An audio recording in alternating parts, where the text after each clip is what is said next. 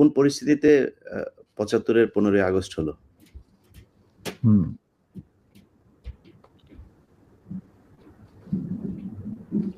খুবই স্পর্শকাতর প্রশ্ন ইলিয়াস। নিজের বাদ্য নিজে বাজানো অনেক সময় ঠিক হয় না, কিন্তু তুমি যখন প্রশ্ন করেই বসলে স্যার এই আমার ইউটিউব চ্যানেলে আমি আজকে প্রায় 5 বছর হলো ভিডিও লাইভ করি, প্যাকেজ দেই। সো ফার আই রিমেম্বার আমার সবচেয়ে বেশি একসাথে ভিউয়ার ছিল সম্ভবত 20 বা 25,000। আমি মাত্র খেয়াল করলাম এই মুহূর্তে 1,70,000 মানুষ এট এ টাইমে ওয়াচিং আওয়ার ভিডিওস। এটা তো তোমার the credit goes to you. No, credit goes to you, man. Goes to you. Well, I'm just well, যাকে হয় আল্লাহর ইচ্ছায় হয়। আমি একজন আমি এই জন্যই বললাম যে আপনার নিজের ঢোল আপনি যেটা মানে বাজানোর কথা বলছেন, আপনি তো বাজান নাই, 50 বছর চুপ ছিলেন। যেই স্বাধীনতা আপনারা এনে দিয়ে গিয়েছেন, সেই স্বাধীনতা না আসলে তো আজকের শেখ হাসিনা যে অবস্থায় দেশকে নিয়ে গিয়েছিল, সেই 75-এর পরে আর হয়তো 2-1 বছর লাগতো শেখ মুজিবের সেখানে নিয়ে যেতে। তো আমাদেরকে এই যে উদ্ধার করে দিয়ে গিয়েছেন, এই কৃতজ্ঞতা বোধটা বাঙালি জাতির নেই, যে কারণে আজকে মেজর শরীফুল হক ডালিম বাংলাদেশের মাটিতে নেই। অথচ আপনাদেরকে সর্বোচ্চ সম্মাননা দিয়ে আমাদের দেশে রাখা দরকার ছিল, সেই সম্মানটুকু আমরা দেখাতে পারি নাই বলেই মাঝে মধ্যেই আবার 2024 আসে। তো আপনি ওইটা নিয়ে আমার মনে হয় দেরি তো অবশ্যই হয়েছে, কিন্তু আমাদের জানা উচিত। এই জাতি প্রতিটা মানুষ জানতে চায় কি হয়েছিল 75-এর 15ই আগস্ট। প্রথম কথাটা হচ্ছে যে 15ই আগস্ট কিন্তু কোনো বিচ্ছিন্ন ঘটনা না। এটা সূত্রপাত হয় মুক্তিযুদ্ধ চলাকালীন অবস্থায়। আমরা বুঝতে পেরেছিলাম যে বাংলাদেশের মুক্তিযুদ্ধটা অ্যাকচুয়ালি কাদের ইন্টারেস্ট হচ্ছে। এটাকে আমাদের ইন্টারেস্ট হচ্ছে যে আমরা আমাদের দেশ যুদ্ধ করে স্বাধীন করব, নাকি এটার পেছনে অন্য কোনো উদ্দেশ্য কাজ করছে। যখন 7 দফাতে চুক্তি করে নজরুল ইসলাম আর তাজউদ্দিনকে পারমিশন দেওয়া হলো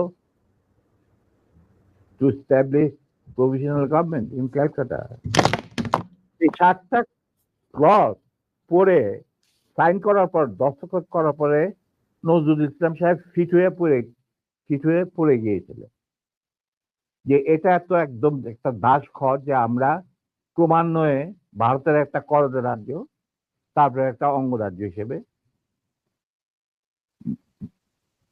অঙ্গরাজ্যে পরিণত হবে বাংলাদেশ, হবু Bangladesh.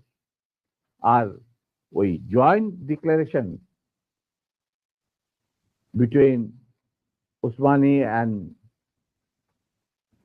General Manekshaw joint command establish করার পর কথা ছিল যে general Usmani on behalf of Bangladesh government will invite General Manekshaw to come and be present as an auxiliary force commander, সহায়ক শক্তির commanding chief হিসাবে, in the surrender ceremony, but the instrument will be signed by the Mukti Fauj commander-in-chief, who was General Usmani, Colonel Usmani.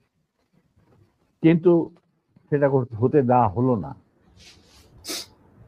16ই ডিসেম্বরে যে surrender ceremony হলো race করতে, সেখানে পরিষ্কার বাংলাদেশের জনগণ দেখতে পেল যে পাকিস্তান আর্মি সারেন্ডার করছে ভারতীয় সেনাবাহিনীর কাছে, এবং সেখানে সাইন করছেন আরোরা ভারতীয় বাহিনীর পক্ষে, আর ওদিকে নিয়াজি পাকিস্তানি আর্মির পক্ষে। সেখানে মুক্তিযোদ্ধারা কোথায়? আমরা পরে থাকলাম ঝাড়ুদার হিসাবে ইন্ডিয়ান আর্মির রাস্তা পরিষ্কার করে দেওয়ার কাজে, বনে বাজারে। আমাদের কি কোনো শহরগঞ্জে ঢোকার পারমিশন দিল না মুজিব সরকার, মানে তাজউদ্দিনের সরকার, আওয়ামী লীগ সরকার। সেই অবস্থায় কি প্রমাণিত, এটা এই ঘটনায় কি প্রমাণিত হলো? ইন্ডিয়া প্রমাণ করলো সারা বিশ্বে যে বাংলাদেশের জনগণ নিজেরা যুদ্ধ করে দেশ স্বাধীন করেনি। বাংলাদেশ নামক একটি রাষ্ট্র প্রিমেচুরলি জন্ম দেওয়া হয়েছে as an outcome of Indo-Pakistan war, যেখানে ইন্ডিয়া জিতেছে। এইটা হলো ইতিহাসের শুরু। তারপর মুজিবকে যখন ছাড়া হলো, সে তো কিছুই জানতো না যে দেশ স্বাধীন হয়েছে, কোনো মুক্তি ফৌজ বলে কিছু ছিল, হাজার হাজার লোক দেশচ্যুত হয়েছে, প্রাণ হারিয়েছে, কিছু জানতো। তাকে যখন ছেড়ে দেওয়া হলো, তখন ইন্দিরা গান্ধী তাকে পাকিস্তানে ফোন করে বলল যে ফোন করলো মুজিব, ফোন করে বললো যে আমি দেশে ফিরে যাচ্ছি। তখন ইন্দিরা গান্ধী যাওয়ার আগে আপনার সাথে দেখা করে আমি আপনাকে কৃতজ্ঞতা জানতে চাই। তো তখন ইন্দিরা গান্ধী বললো, কৃতজ্ঞতা জানাবেন, আপনি ফোন না করলে আমি আপনাকে ফোন করতাম, আপনাকে ঢাকায় সরাসরি আপনি যাবেন না, আপনি নয়াদিল্লি হয়ে যেতাম। মুজিব সেটাই করলেন, তিনি চলে গেলেন নয়াদিল্লি, লন্ডন হয়ে। সেখানে কি হলো, যে 7 দফা চুক্তিতে সাইন করার পর প্রবাসী সরকার গঠন করেছিল তাজউদ্দিন আর নজরুল ইসলাম, সেই আওয়ামী লীগ বাংলাদেশে ক্ষমতা গ্রহণ করলো সারেন্ডারের পর ওই 7 দফা ভিত্তিতে। এবং সেই 7 দফাতে মুজিব স্বাক্ষর দেওয়ার পর ফিরে গিয়ে তিনি ক্ষমতা নিজে হাতে নিয়ে নিলেন।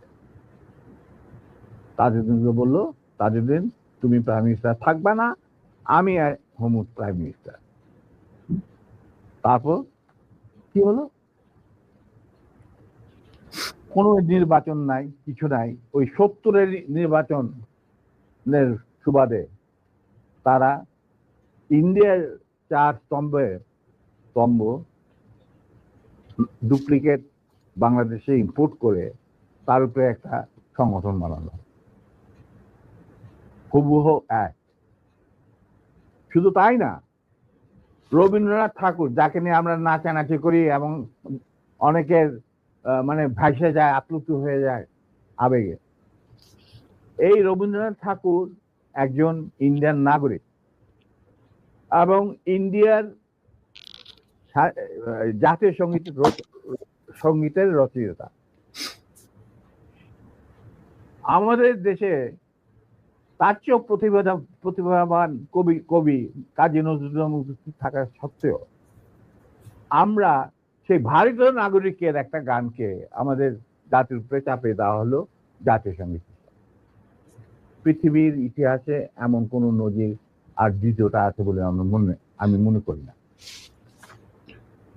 কেন কোন বাংলাদেশে যদি নজরুল ইসলামকে আমরা জাতীয় কবি আখ্যা দিয়ে থাকি, তাহলে নজরুল ইসলামের গান কেন হলো না? বা অন্য কারো গান হতে পারতো জাতীয় সঙ্গীত।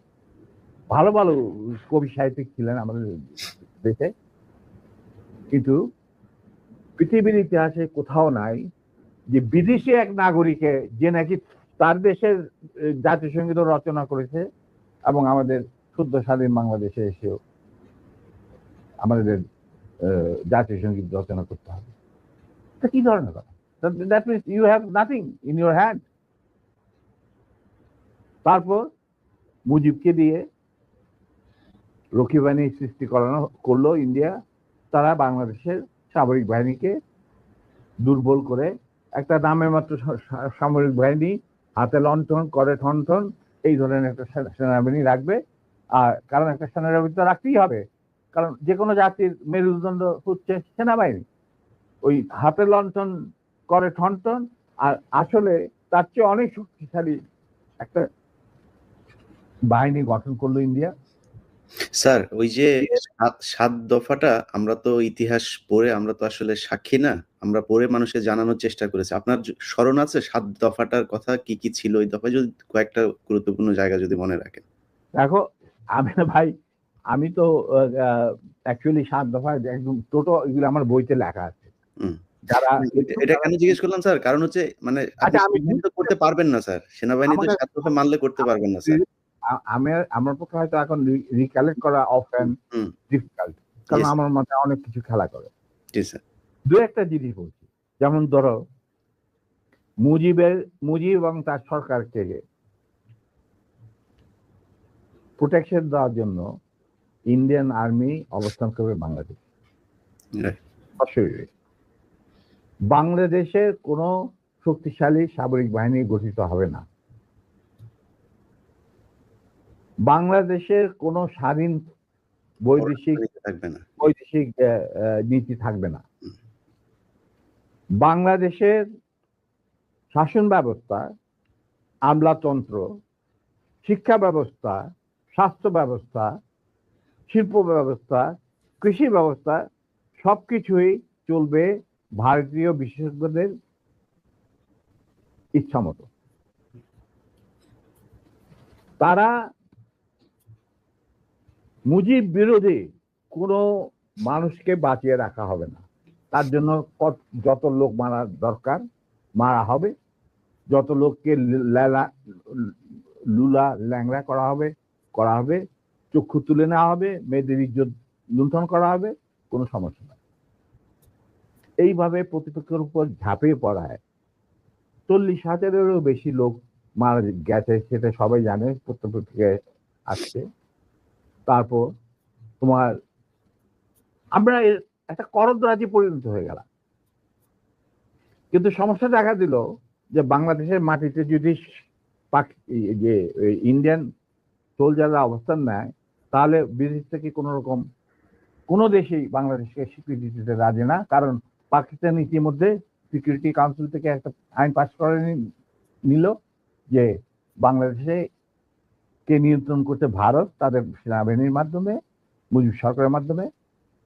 অতএব এটা একটা ডিসপিউটেড টেরিটরি, এটা একটা স্বাধীন দেশ নয়। তাই আপনারা স্বাধীন কিভাবে রিকগনাইজ করবেন মুজিবের সরকারকে? এরপর এই অবস্থায় ইন্দিরা গান্ধী পড়ল মুসিবত, তো আজ মুজিব সরকার। তখন ইন্ডিয়ান সরকার ডিসাইড করলো যে ঠিক আছে, আমাদের সোলজার আমরা ফেরত নিয়ে আসবো, তার পরিবর্তে আমরা জাতীয় রক্ষী বাহিনী বানিয়ে, তাই করা হলো। তো যে কাজটা ইন্ডিয়ান আর্মি করছিল সেটা পরে জাতীয় রক্ষী বাহিনী করলো। আর কি ধরনের অত্যাচার, অবিচার, কি ধরনের মানে হত্যাযজ্ঞ, গুম খুন এবং অনাচার অবিচার মুজিব সরকার করছিল, সেটা খতিয়ান তো তুমি আমার কি ভালো জানতে। অনেকে এই বিষয়ে লিখেছেন, সাহসী যারা তারা লিখে গেছেন, আমিও কিছুটা লিখেছি। সেখানেই শেষ হলো না। তারপর দেখা গেল যে সেই সূতিকাগার থেকে মুজিব কায়েম করলেন একদলীয় এক ন্যায়কত্ব স্বৈরাচার শাসন বাকশাল, এবং নিজেকে তিনি আজীবন রাষ্ট্রপতি হিসেবে ঘোষণা দেবেন সিদ্ধান্ত না হলো। এই বাকশালের মেম্বার সবাই। সেই বাকশাল করার পর মুজিবের শক্তি বেড়ে গেল, তার নিষ্ঠুরতা এমন অসহনীয় পর্যায়ে চলে গেল, ইলিয়াস, লুটপাট, মার ধর, চোরাচালান, তার নকল টাকা ছাপানো ভারত থেকে, এই সমস্ত মানে একটা আমাদের মনে অস্তিত্বই এমন অবস্থায় গিয়ে থাকলো যে মানুষ একদিন মুজিবের জন্য দোয়া করেছিল যে আল্লাহ আমাদের এই মুজিব আমাদের চোখের মনি, আমাদের বাঁচাবে, দেশকে স্বাধীন করবে, বাঙালিদের ন্যায্য অধিকার আদায় করবে। সেই মুজিবের জন্য লোকজন আল্লাহর কাছে দোয়া চাচ্ছিল যে আল্লাহ আমাদের আজাদ দাও, নমরুদের হাত থেকে আজাদ দাও, আমরা তো শেষ, মরে যাচ্ছি সব, কোথাও কোনো কেউ নেই প্রতিবাদ করা। এটা তো আমরা যারা সেনাবাহিনীতে তখন ছিলাম, যারা দেশপ্রেমী যোদ্ধা, তারা ঠিক মেনে নিতে পারেনি, যেভাবে তারা মেনে নিতে পারেনি পাকিস্তানের জান্তাদের অবিচার এবং দুরাচার। এরই পরিপ্রেক্ষিতে তাদের নেতৃত্বে সংগঠিত হয় একটা সেনা বিপ্লব। অনেকে বলে মুজিবকে মারা হলো কেন? মুজিব তো মারা যায় নাই, মুজিব নিহত হয়েছে একটা সেনা অভ্যুত্থানের ঘটাকালে।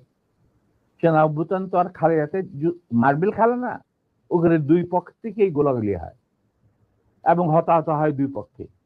যেমন মুজিবের পক্ষের কিছু লোক মারা গেল, সেভাবে বিপ্লবীদের সেনা অভ্যুত্থানকারী বিপ্লবীদের তরফ থেকে কিছু লোক প্রাণ হারায়। এটাই বাস্তবতা। কিন্তু তারা বিজয়ী হয়ে গেল, বিপ্লবীরা বিজয়ী হলো, তারা ক্ষমতা তাদের নিজের হাতে নিয়ে নিল স্বতঃস্ফূর্ত ভাবে। ইলিয়াস, ঘোষণাটা অবশ্য আমি দিয়েছিলাম, স্বতঃস্ফূর্ত ভাবে মুজিবের সেই মৃত্যুর খবর জানার পর আর বাকশালের পতনের খবর জানার পর লাখো লাখো লোক, মানে দেশের রাস্তা ঘাট, গঞ্জ, শহর, বন্দর, নগর, গ্রাম, সবাই আনন্দ মিছিল বের করলো। আমরা তো এই সমস্ত লোকজনকে ডেকে নিয়ে আসিনি, স্বতঃস্ফূর্ত ভাবে লোকজন। আর যে সমস্ত রাজনৈতিক নেতা বা দলগুলো আন্ডারগ্রাউন্ড ছিল, তারাও জনসমর্থন নিয়ে রাস্তায় চলে আসে। এইভাবেই জনস্বীকৃতি পেয়েছিল 15 আগস্টের 32 সামরিক অভ্যুত্থান। এবং পরবর্তীতে খালেদ মোশাররফের প্রতিক্রিয়াশীল কুচক্রীদের কুদেতার বিরুদ্ধে ঘটা 7 নভেম্বর সিপাহী জনতার বিপ্লব। এগুলো সব একই সূত্রে গাথা। তো আমি বলবো যে আমাদের ফার্স্ট রিপাবলিক ছিল ফ্রান্স রেভলিউশনের পরিপ্রেক্ষিতে বলছি, ফার্স্ট রিপাবলিক ছিল 71 মুক্তিযুদ্ধ, তারই ধারাবাহিকতায় হয়েছে 75 আগস্ট বিপ্লব, তারই ধারাবাহিকায় থার্ড রিপাবলিক হয়েছে 1924 সালের ছাত্র জনতার গণ অভ্যুত্থান। এখন যেহেতু আমি বলেছি যে সম্পূর্ণ বিজয় আমাদের এখনো অর্জিত হয়নি, চলমান বিপ্লবের গতিধারায় সংগঠিত হবে চতুর্থ রিপাবলিক, মানে চতুর্থ বিপ্লব। আমি এবং আমার সাথী ভাইরা যারা এখনো বেঁচে আছেন, যে অবস্থাতেই আছেন, আমরা যদি আমাদের বর্তমান প্রজন্মের বিপ্লবীদের, ছাত্র জনতা, তাদের বিপ্লবী কাণ্ডে কোন রকম অবদান রাখতে পারি, আমাদের নিজস্ব অভিজ্ঞতা, যোগাযোগ থেকে, তাহলে আমরা সেটা করতে প্রস্তুত, পিছপা হবে না ইনশাআল্লাহ। এবং আমরা তাদেরকে শ্রদ্ধা, সালাম এবং বিপ্লবী সালাম সাথে মন থেকে দোয়া করছি যে তাদের বিপ্লব যাতে ব্যর্থ না হয়, তারা যাতে বিজয় সংগঠিত করে, বিজয় অর্জন করে, তারা যাতে একটা সুখী, সমৃদ্ধ, শক্তিশালী বাংলাদেশ গড়ে তুলে তাকে দুর্জয় ঘাঁটি হিসেবে স্থাপিত করতে পারে। এই আমার বক্তব্য। আচ্ছা, আমাদের চাওয়ার কিছু নাই স্যার। কিন্তু একটা কোশ্চেন, ধরেন আপনি যে বিপ্লবের কথা বললেন, ধরেন 24-এর বিপ্লবের যারা নেতৃত্ব দিয়েছে তারাও আমার এখানে কথা বলেছেন। আপনার লাইভে এই মুহূর্তে 4.5 লাখ মানুষ দেখছে, এবং আমি কমেন্টগুলো পড়ছিলাম, আমি বোঝার চেষ্টা করছিলাম যে আসলে কি। আমার মনে হয় এ পর্যন্ত কয়েক লাখ কমেন্টের মধ্যে বোধহয় 10টা কমেন্ট পড়েছে আপনাকে গালি দিয়েছে বা আমাকে গালি দিয়েছে। এত জনপ্রিয় একজন মানুষ, আপনি দেশ থেকে চলে যেতে হলো কেন স্যার? সেই কাহিনীতে এই মুহূর্তে যাওয়া ঠিক হবে কি? মাফ করে দিয়েছি। জিয়া রহমান আমাদেরই একজন ছিলেন। আচ্ছা, to be frank with you, উনি কোরআন শপথ নিয়ে আমাদের সাথে কাজ করতে রাজি ছিলেন, কিন্তু পরবর্তী পর্যায়ে তিনি তার নিয়ত থেকে সরে আসেন। তার জন্য তো আমরা দায়ী নয়, উনি দায়ী। এবং যদি ভালো করে থাকেন সেটা প্রাপ্য তিনি হয়তো পেয়েছেন, যদি খারাপ করে থাকেন সেটা আমাদের সাথে না চলায় যদি তার কিছু খারাপ হয়ে থাকে তার জন্য তো আমরা দায়ী নই। তবে হ্যাঁ, একটা সময়ে আমি যখন চীনে ছিলাম রাষ্ট্রদূত, তিনি আমার বাবা কিন্তু জিয়া রহমানের ক্যাবিনেটের সিনিয়র মিনিস্টার পদে নিযুক্ত ছিলেন। কারণ আমার বাবা মনে করতেন যে আমরা আর জিয়া রহমান সব এক, কিন্তু উনি ভেতরে খবর জানতেন না। জিয়া রহমান যখন দেখলো যে তিনি সেনা পরিষদের প্রায় 4000 লোককে মেরে ফেলেছেন, তার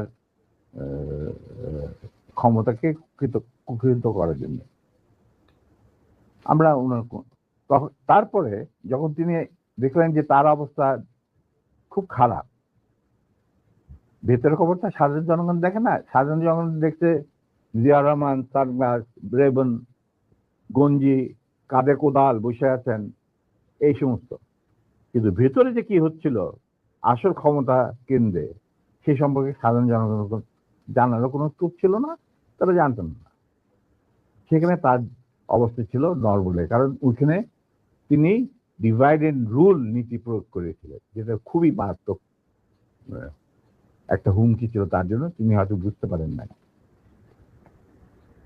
তিনি যখন রাষ্ট্রীয় সফরে আসেন, আমার বাবাকে deputy head of the delegation করে নিয়ে আসলেন এবং আমাকে বললেন যে let us forget and forgive, তোমরা আমাদের পাশে দাঁড়া। আমরা বললাম স্যার, এটা আপনার পক্ষে, আপনার বললেন আমি কৃতার্থ, কিন্তু আমার মনে হয় আমাদের পক্ষে সেটা সম্ভব। কারণ এর জন্য সম্ভব না, আপনি আমাদের সহকর্মীদের রক্তে যে রক্তক্ষরণ ঘটিয়েছেন, সেই রক্ত মারিয়ে আপনার পাশে যদি গিয়ে দাঁড়াই, প্রথম গুলিটা আমাকেই যেতে হবে, মুনাফেক হিসাবে। তার আমি আপনাকে বাঁচাবো, বা আমরাই বা আপনাকে বাঁচাবো, সে রাস্তা তো আপনি বন্ধ করে দিয়েছেন। এটা কত সালে স্যার? এটা যে জিয়া রহমান কোন সালে গিয়েছিল, মানে মনে হয় 81, 76 না 77, সামথিং লাইক দ্যাট। ওই যে ওনার একটাই রাষ্ট্রীয় সফর ছিল চীনে, এটা তুমি দেখে নিতে পারো, আমার বইতে লেখা আছে। আচ্ছা, 77 এবং তার সাথে যে আমার কি ডায়লগ হয়েছে 1 to 1, যেটা মধ্যে আর কেউ উপস্থিত ছিল না, পাশের ঘরে অবশ্য বেগম সাহেবা ছিলেন। আচ্ছা স্যার, আরেকটা জিনিস পরিষ্কার হয়েছে স্যার, আপনি কি একটা বলছিলেন যে কোরআন শপথ করা হয়েছিল, মানে কি হয়েছে? আমি বলি, শোনো, এই যে সেনা পরিষদ, আমরা যখন ভারতে যুদ্ধ করছিলাম, যখন আমরা বুঝতে পারলাম ভারতের গেম প্ল্যানটা, তাদের একটা সুদূর প্রসারী চক্রান্তমূলক একটা পরিকল্পনা রয়েছে, বাংলাদেশকে প্রথমে ক্লায়েন্ট স্টেট, তারপরে অঙ্গভূত করা, সিকিমের মতো। আর সেখানে লেন্দুদ্দি ছিলেন, আমাদের মুজিবুর রহমানকে বানানো হলো তাজউদ্দিন, আর পরে মুজিবুর রহমানকে বানানো হলো সেই লেন্দুদ্দি। এটা যখন আমরা বুঝতে পারলাম, তখন সমমনা কমান্ডার যারা পলিটিক্যালি কনসিয়াস ছিল ছাত্র জীবনে, ধরো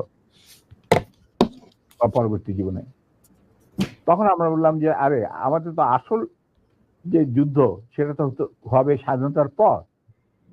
ভারতের আগ্রাসী মনোভাব নিয়ে যখন বাংলাদেশকে গিলে খেতে যাবে, সেইটার বিরুদ্ধে আমাদেরকে লড়তে হবে। তার জন্য আমাদের প্রস্তুত থাকতে হবে, প্রস্তুতি এখনই গ্রহণ করতে হবে। তখন আমরা ওই মুক্তিযুদ্ধের আড়ালে আমরা সেনা পরিষদের বীজ বপন করি। তো তোমার মনে থাকার কথা, যদিও Zia Rahman declaration of independence দিয়েছিল, প্রথমে তিনি নিজেকেই অস্থায়ী সরকারের প্রধান হিসাবে দাবি করেছিল, মানে ভাষণে বলেছিলেন। পরে ইন্ডিয়ার চাপে উনি থেকে বদলিয়ে যে মুজিবুর রহমানের ইনস্ট্রাকশনে আমি এই ঘোষণা দিলাম স্বাধীনতা। এরপরেও কিন্তু তার প্রতি ইন্ডিয়ান সরকার বা আওয়ামী লীগ সরকার কখনোই আস্থা রাখতে পারে নাই।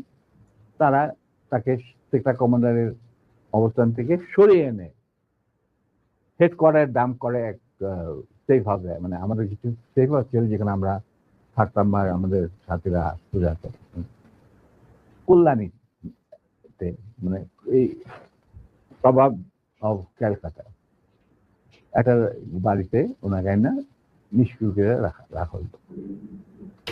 তখন আই ওয়াজ দ্য ওনলি, কেউ যে মানে আশেপাশে যায়, কারণ উনি ভারতের চক্ষুষু, উনি আওয়ামী লীগের চক্ষুষু, তো কে যাবে ওনার সাথে দেখা করতে?